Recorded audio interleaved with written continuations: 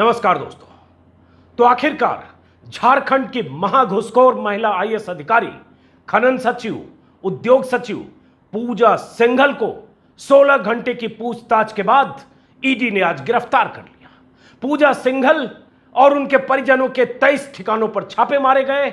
उनके ससुर और उनके परिचित, उनके परिजनों के घरों पर छापे मारे गए। उन छापों से ईडी को पर्याप्त जानकारी मिली, जिससे पता चलता है कि पूजा सिंघल ने जबरदस्त घोटाले किए हैं और उन पर बीते 15 सालों में कई तरह के जो घोटाले के आरोप लगे हैं, उसके पर्याप्त सबूत ईडी को मिले। और आखिरकार वो महिला अधिकारी जो झारखंड की बहुत चर्चित महिला अधिकारी है, वो महिला अधिकारी जो आज से 22 साल पहले अटेम्प्ट में 21 साल की उम्र में आईएएस में भर्ती हो गई थी, आईएएस के लिए सेलेक्ट हो गई थी 21 साल 7 दिन में, और इस वजह से उसका नाम लिम्का बुक ऑफ रिकॉर्ड में दर्ज किया गया था, क्योंकि यंगेस्ट आईएएस अधिकारी के तौर पर वो नियुक्त हुई। वो आईएएस अधिकारी जो डीसी रहते हुए अलग अलग जिलों में पोस्टिंग के दौरान अलग अलग तरह से घपले घोटाले करती रही, लेकिन सूबे का मुख्यमंत्री कोई भी रहा, सरकार किसी की भी रही, उसका बाल बाका भी नहीं हुआ।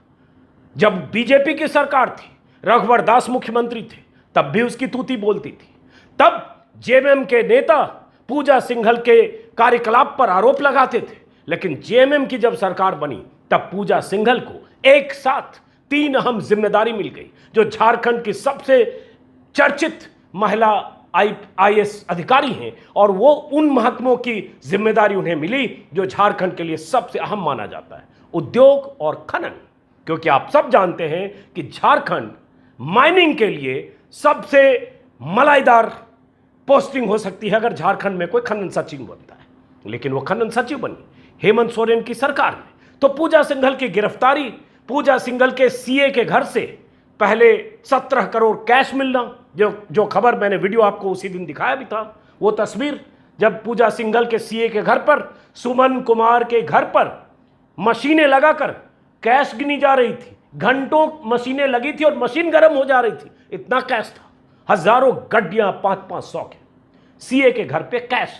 वो सीए जो पूजा सिंघल से कई सालों से जुड़ा रहा है, और पूजा सिंघल कई घपले घोटाले में कमीशन के तौर पर जो रकम हासिल करती रही, कहीं न कहीं सीए के जरिए ठिकाने लगाती रही।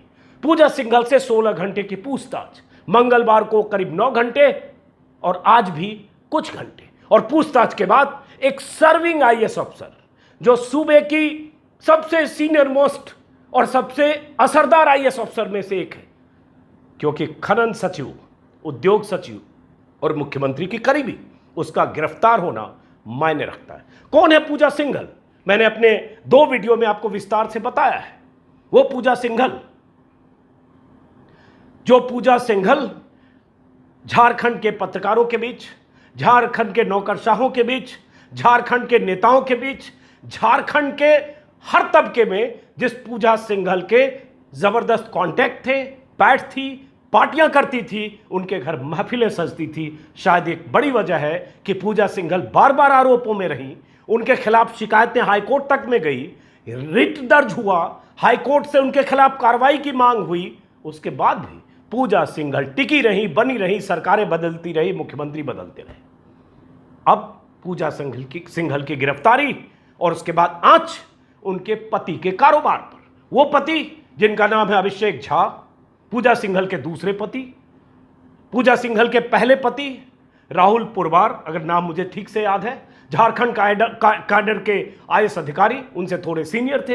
हजारीबाग में दोनों की पोस्टिंग थी, शादी की, कुछ सालों बाद दोनों में डाइवोर्स हो गया। उसके बाद पूजा सिंघल ने दूसरी शादी की अभिषेक झा नाम के एक शख्स से, जो कारोबारी हैं। लेकिन अभिषेक झा झारखंड में, रांची में, झारखंड की राजधानी रांची में पल्स हॉस्पिटल के मालिक हैं। वो हॉस्पिटल जो विवादित जमीन पर बनी, वो हॉस्पिटल जो भव्य इमारत उस जमीन पर बनी जिस जमीन पर ऐतराज उस जमीन के विवादित होने पर था, लेकिन उस जमीन पर इमारत भी बनी, और पूजा सिंघल ने उस विवादित जमीन के नक्शे पर हॉस्पिटल के नाम पर 23 करोड़ का लोन भी पास करा दिया। कहा यह भी जाता है कि उस हॉस्पिटल को जिस जमीन पर बनाया जा रहा था, उस विवाद के बाद हेमंत सोरेन भी पक्ष में नहीं थे कि वह हॉस्पिटल बने, लेकिन जब वो मुख्यमंत्री बन गए तब उन्होंने भी कहा हॉस्पिटल जरूरी है। इसका मतलब कुछ तो खास है पूजा सिंघल में कि सरकार कोई भी रहे। रघुवर दास जो पहले मुख्यमंत्री थे, हेमंत सोरेन से पहले रघुवर दास की सरकार के वक्त पूजा सिंघल कृषि सचिव बनी। कृषि सचिव तब बनी जब वो 3 जिलों में पोस्टिंग के दौरान विवादों में रही, उन पर कई तरह के घोटाले के आरोप लगे, जिसका विस्तार से मैंने जिक्र किया है। खूंटी में डीसी रहने के दौरान 2009 में 9 से 10 तक रही, तब उन पर आरोप लगे कि खूंटी में डीसी रहने के दौरान उन्होंने 18 करोड़ मनरेगा का घोटाला जो वहां हुआ, उस मामले में प्राथमिकी दर्ज हुई। जूनियर इंजीनियर राम विनोद प्रसाद सिन्हा की गिरफ्तारी भी हुई, उनकी नौकरी गई। ईडी ने उस वक्त भी ईडी ने माना कि इसमें कमीशन खोरी हुई, क्योंकि राम विनोद सिन्हा ने अपने बयान में ईडी को कहा कि कमीशन जिला प्रशासन और डीसी ऑफिस को देता था। इंजीनियर गिरफ्तार हो गया, डीसी का कुछ बिगड़ा नहीं। डीसी जिसको आप यहां डीएम बोलते हैं वो वहां डीसी होता है। उसके बाद उनकी पोस्टिंग पलामू में रही जुलाई 2010 से जून 2013 तक। फिर उन पर आरोप लगे पलामू में जंगल की जमीन किसी कंपनी को देने के आरोप लगे खनन के लिए। उसके पहले चतरा में 2007 से 2008 तक थी, तब आरोप लगे मनरेगा के तहत 6 करोड़ रुपए उन्होंने एक एनजीओ को दे दिया मूसली की खेती के लिए।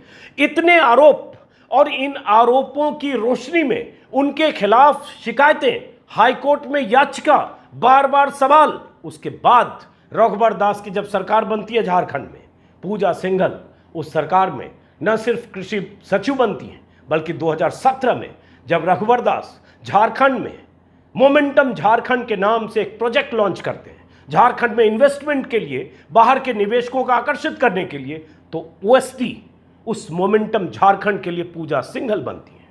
और जब मोमेंटम झारखंड होता है पूरे शोर शराबे के साथ, इन्वेस्टमेंट क्या आया पता नहीं, तब जेएमएम का आरोप लगता है कि इस मोमेंटम झारखंड में घोटाला हुआ। जेएमएम का आरोप लगता है कि इस मोमेंटम झारखंड में जो घोटाला हुआ उसमें मुख्यमंत्री रघुवर दास शामिल थे। जेएमएम की जब सरकार बनती है, उस मोमेंटम झारखंड के ऑडिट की बात होती है, करप्शन ब्यूरो में रघुवर दास के खिलाफ शिकायत होती है, लेकिन वही पूजा सिंघल हेमंत सोरेन के इतने करीब आ जाती है कि हेमंत सोरेन के सरकार में माइनिंग उद्योग की सचिव बन जाती है और खनिज विकास निगम के अध्यक्ष बन जाती है। इतनी हम जिम्मेदारियां उस पूजा सिंघल को। क्या खास बात है उस पूजा सिंघल में? ईडी ने बहुत पूछताछ की, और जो मैं आज देख रहा हूं भास्कर में खबर छपी है, जिसके मुताबिक कहा जा रहा है कि पूजा सिंघल के घर से एक डायरी मिली है। इसमें ब्यूरोक्रेट्स, नेताओं और रसूखदारों के नाम है, ट्रांजैक्शन का जिक्र है। माना जा रहा है कि इस मामले में पूछताछ के लिए ईडी पूजा सिंघल के साथ कई लोगों को तलब कर सकती है। इससे पहले पिछले सप्ताह मनरेगा घोटाले को लेकर ईडी ने पूजा सिंघल के आवास, उनके पति, पल्स अस्पताल, सीए सुमन कुमार सहित अन्य ठिकानों पर छापेमारी की। अब बात आती है कि यहां से बात कहां जानी है। पूजा सिंघल की गिरफ्तारी के बाद क्या मामला सिर्फ पूजा सिंघल तक रहेगा, या अगर पूजा सिंघल लगातार दिन दूनी रात चौगुनी तरक्की करती रही, रघुवर दास की सरकार हो या उसके पहले की सरकार हो, और उसके बाद मौजूदा सरकार 2.5 साल से हेमंत सोरेन की सरकार, हर सरकार में अगर वो तरक्की करती रही और जबरदस्त पैसा कमाती रही, जैसा कहा जा रहा है कि सीए के घर से जो 17 करोड़ 80 लाख बरामद हुए, हालांकि कहा जा रहा है करीब 150 करोड़ की प्रॉपर्टी का पता चला है जिसके कागजात मिले, कई बक्सों में कागजात मिले। ये भी देख रहा हूं भास्कर में कि 2 बक्सों में भरकर ईडी दफ्तर लाए गए थे कागजात। जब इतना कुछ मिला तो क्या पूजा सिंघल के पीछे सत्ता में बैठे लोग नहीं थे? क्या पूजा सिंघल सिर्फ कड़ी नहीं थी? क्या पूजा सिंघल सत्ता और नीचे जो बिचौलिए थे, जो कारोबारी थे, जो एजेंट थे, जो ठेकेदार थे, उनके बीच कड़ी थी, या पूजा सिंघल ही सब कुछ थी? इसकी जांच कैसे होगी, और इसकी जांच होगी या नहीं? क्योंकि पूजा सिंघल, ये कोई नहीं मानेगा कि पूजा सिंघल अकेले अपने दम पर हर सरकार में घोटाले करती रही और उसके बाद उन पर किसी का हाथ नहीं लगा या उन पर कोई आंच नहीं आए।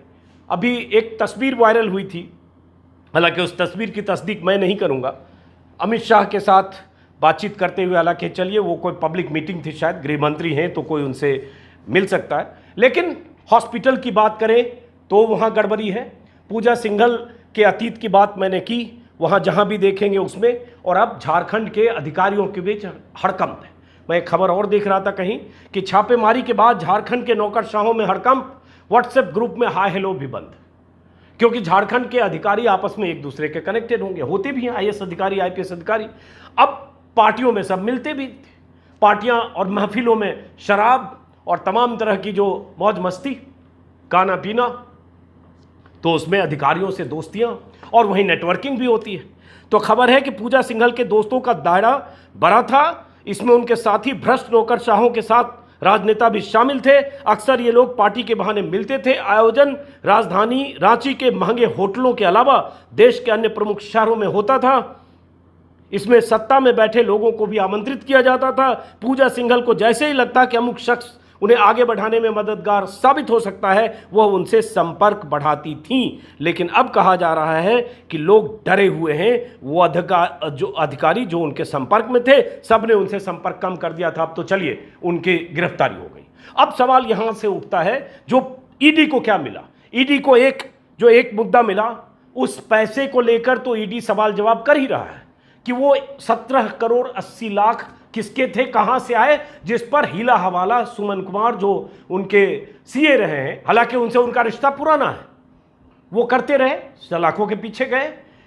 लेकिन 1 करोड़ 45 लाख लगभग वो रकम है जो पूजा सिंघल के पर्सनल अकाउंट में जमा की गई। वही ईडी का सवाल है कि ये पैसे आपको कहां से आए और ये आपके खाते में सैलरी के अतिरिक्त आपने कैसे जमा किए। खबर देख रहा हूं, जागरण में छपी है, वैसे कई जगह है कि ईडी के अधिकारियों के सामने पूजा सिंघल को यह जवाब देना मुश्किल हो गया कि डीसी रहते हुए उनके और उनके पति के खाते में 1 करोड़ 43 लाख रुपए की नकदी कहां से आई।